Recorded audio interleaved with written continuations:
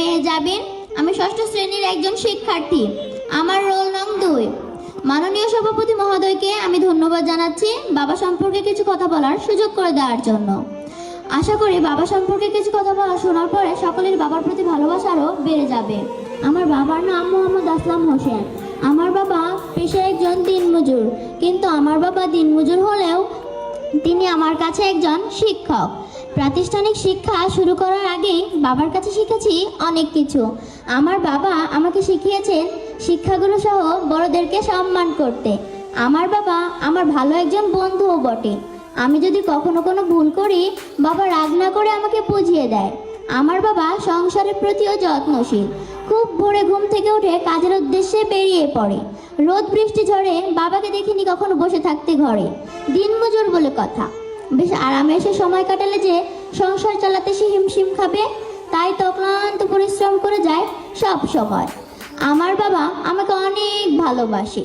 ছোটবেলা থেকেই মাঝে মাঝে রাতের খাবারের পর শুয়ে শুয়ে বাবার জীবনের অতীতের গল্প শুনতাম। সেখানে বাবার হাসি মুখে বলা হাজারো না পাওয়ার গল্পও থাকতো। তখন খুব একটা বুঝতাম না, তবে বাবা বলতো, তোমাকে দিয়ে আমি আমার স্বপ্ন পূরণ করব ইনশাআল্লাহ। আমার বাবা আমাকে অনেক ভালোবাসে, তাই আমি যখন যা চাই তা না দিতে পারলে যে তার মন খারাপ থাকতো। এই তো বেশ কিছুদিন আগে বাজারে গিয়ে বাবার কাছে একটা কোন আইসক্রিম খেতে চেয়েছিলাম।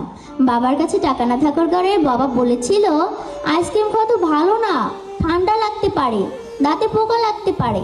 আমি সেদিন খুব কান্না করেছিলাম, বাবাও সেদিন খুব কান্না করেছিল।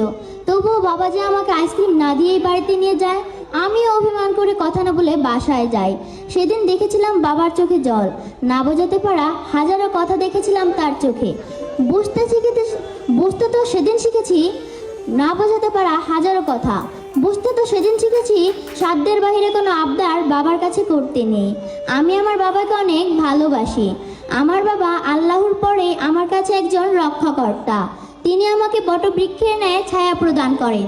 সোনার কপাল তো তার, দুনিয়াতে বাবা আছে যার।